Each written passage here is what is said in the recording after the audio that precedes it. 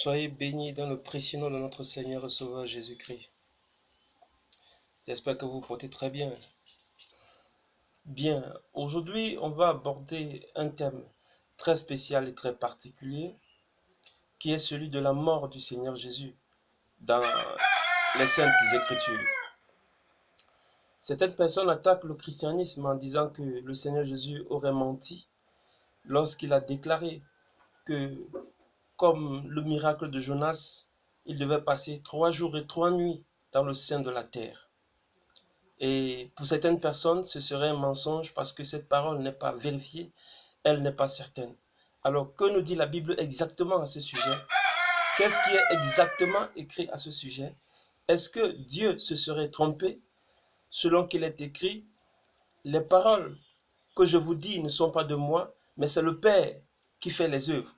C'est-à-dire, on est comme ça dans le livre de Jean 14, au verset 10, selon que Jésus nous annonce que les paroles qu'il nous dit sont les paroles du Père et non les siennes. Alors, est-ce que Dieu se serait trompé en annonçant que Jésus allait faire 3 jours et 3 nuits dans le sein de la terre? Là est la question à laquelle on va apporter réponse à la lumière de la Bible. Bien, nous allons donc commencer d'abord par lire la première déclaration de Jésus sur la question dans le livre de Matthieu, dans le chapitre 12 au verset 40. Le livre de Matthieu, chapitre 12 au verset 40, nous dit ceci. En effet, tout comme Jonas fut 3 jours et 3 nuits dans le ventre du grand poisson, de même le Fils de l'homme sera 3 jours et 3 nuits dans le cœur de la terre. 3 jours et 3 nuits dans le cœur de la terre. Nous allons d'abord apporter une première précision. C'est que 3 jours et 3 nuits dans le cœur de la terre ne suppose pas forcément 72 heures dans le cœur de la terre. Ça, c'est une première précision. On a dit 3 jours et 3 nuits dans le cœur de la terre. Nous devons donc aller examiner à la lumière de la parole, est-ce que le Seigneur Jésus a véritablement fait 3 jours et 3 nuits dans le cœur de la terre?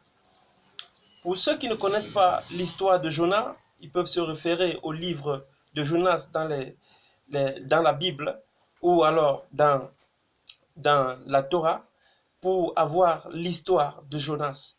Et le passage exactement qui parle de la mort de Jonas, je vais dire plutôt, du séjour de Jonas dans le ventre de poisson, c'est dans le livre de Jonas chapitre 2, à partir du verset 1, qui nous dit que Jonas a fait 3 jours et qu'au 3e jour, le poisson est venu le vomir à la rive. Donc, maintenant que nous avons dit cela, que nous avons posé les bases, qu'est-ce que la Bible nous dit exactement sur le temps qu'a passé le Seigneur Jésus dans le cœur de la terre? Lorsqu'on lit et qu'on scrute l'évangile de Jésus-Christ rapporté par les 4 évangélistes connus de la Bible, c'est-à-dire que Matthieu, Marc, Luc et Jean, on va simplement se rendre compte que le Seigneur Jésus, le corps du Seigneur Jésus est resté à la croix le vendredi qui précédait Shabbat. Parce qu'en réalité, il a été descendu de la croix le vendredi qui précédait Shabbat. Parce que l'argument qui est annoncé, c'est qu'il ne fallait pas que son corps reste à la croix jusqu'à Shabbat. Donc, on devait automatiquement l'enlever de la croix avant que Shabbat ne soit, parce qu'en réalité, c'était un grand Shabbat, comme nous annonce Jean. Donc, c'est la raison pour laquelle le vendredi, le jour des préparatifs, le Seigneur Jésus a été enlevé. Son corps a été enlevé de la croix pour être mis dans la tombe de Joseph d'Arimathée. Mais est-ce que c'est véritablement ce vendredi que tout s'est produit? Est-ce que quelque chose de spécial ne s'est pas produit? Parce que lorsqu'on parle du vendredi qui précède le Shabbat, qui est le jour des préparatifs, on aura le vendredi, on aura la nuit du vendredi à samedi, ce qui fait une nuit, un jour et une nuit. On aura le samedi et la nuit de samedi à dimanche, ce qui fera 2 jours et 2 nuits. Et on aura le dimanche, qui est le dimanche matin, le jour du Seigneur, c'est-à-dire le premier jour de la semaine. Alors, on aura ainsi 3 jours et 2 nuits. Lorsqu'on s'arrête là et qu'on regarde, on regarde très bien la chose, on a comme l'impression qu'on est dans le vrai. Mais seulement, si on veut compter ces 3 jours et 2 nuits, on oublie un détail très précis. C'est que le jour, dans le judaïsme, ne commence pas par le jour et s'achève par la nuit. Au contraire, il commence par la nuit, il s'achève par le jour. C'est-à-dire, au début de la création, le Seigneur dit, il y eut un soir et il y eut un matin. Et non qu'il y eut un matin et il y eut un soir. Là, c'est une précision encore qu'il fallait apporter. Donc, quand on veut compter un jour, on compte un soir plus un matin. Donc, si on est au vendredi, où on a enlevé le corps du Seigneur à la croix, on compte un matin. Et pour le samedi, on aura un soir du samedi et un matin du samedi, puis un soir du dimanche et un matin du dimanche. On aura donc ainsi 3 matins et 2 soirs. Cependant, il y a un détail très précis qu'on oublie, qui nous ont été rapportés par Matthieu, par Luc et par Marc. C'est que Matthieu, Luc et Marc nous rapportent que lorsque le Seigneur Jésus a été mis à la croix, de la 6e à la 9e heure, il y avait les ténèbres sur toute la terre. On va aller dans le livre de Matthieu chapitre 27 au verset 45 pour écouter pour voir ce qui est écrit exactement. Matthieu chapitre 27 au verset 45. Il y est écrit: depuis la 6e heure jusqu'à la 9e heure, il y eut des ténèbres sur toute la terre. Et vers la 9e heure, Jésus cria: Élie, Élie, lama sabachthani, c'est-à-dire, mon Dieu, pourquoi m'as-tu abandonné? Donc, ici, on est en train d'assister à la mort du Seigneur Jésus qui est vers la 9e heure. Et Matthieu nous précise que vers la 9e heure, c'est-à-dire, non, pas vers, mais plutôt, de la 6e à la 9e heure, là il y a précision, de la 6e à la 9e heure, il y avait les ténèbres sur toute la terre. Or, Jésus est décédé, il est mort vers la 9e heure. Ça suppose que Jésus est mort dans la ténèbre. Donc, même le soleil avait refusé de voir ce spectacle parce qu'il était tellement terrible. Et donc, le soleil a dû se voiler la face et ainsi, les ténèbres ont gagné la terre. Et parce que les ténèbres ont gagné la terre de la 6e à la 9e heure et que Jésus est mort vers la 9e heure, donc Jésus est mort dans la nuit. On a ainsi la nuit qui est partie de la 6e à la 9e heure. Ça, on peut le vérifier dans le livre de Luc chapitre 23 au verset 44 ou de Marc chapitre 15 au verset 33. Donc, on peut le vérifier là-bas. On dit, de la 6e à la 9e heure, il y avait les ténèbres sur toute la terre.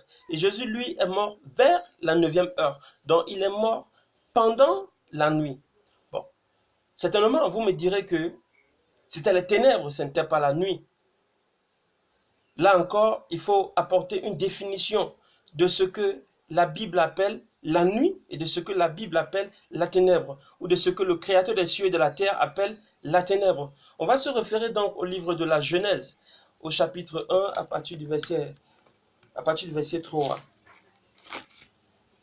Donc au livre de la Genèse, chapitre 1, à partir du verset 3. On va lire du verset 3 au verset 5.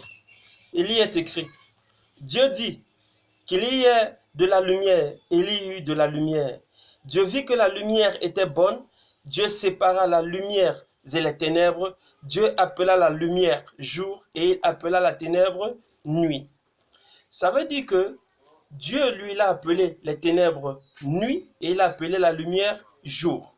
Donc, quand Matthieu nous rapporte qu'il y avait les ténèbres de la 6e à la 9e heure, Matthieu nous rappelle seulement qu'il faisait nuit. Parce que, selon le langage divin, les ténèbres, c'est la nuit. Parce que la Bible nous dit que Dieu a appelé les ténèbres nuit. Donc, à ce niveau-là, il ne se pose pas d'ambiguïté. Et on est bien dans le principe de ce que on a une nuit qui est un soir et on a un matin, jour où on descend le corps du Seigneur Jésus de la croix. Puis après ça, on a une autre nuit qui est la nuit qui sépare le vendredi à samedi, à Shabbat, et puis on a un matin qui est Shabbat. Puis on a une autre nuit, la nuit qui sépare Shabbat au premier jour de la semaine, puis on a le premier jour de la semaine. Donc, selon les Saintes Écritures, selon la Bible, on a donc au finish 3 jours et 3 nuits. Parce qu'il est impossible que Dieu se trompe, il est impossible que Dieu trompe les autres. Selon qu'il est écrit, ce que je vous dis, ce ne sont pas mes paroles, mais ce sont les paroles du Père.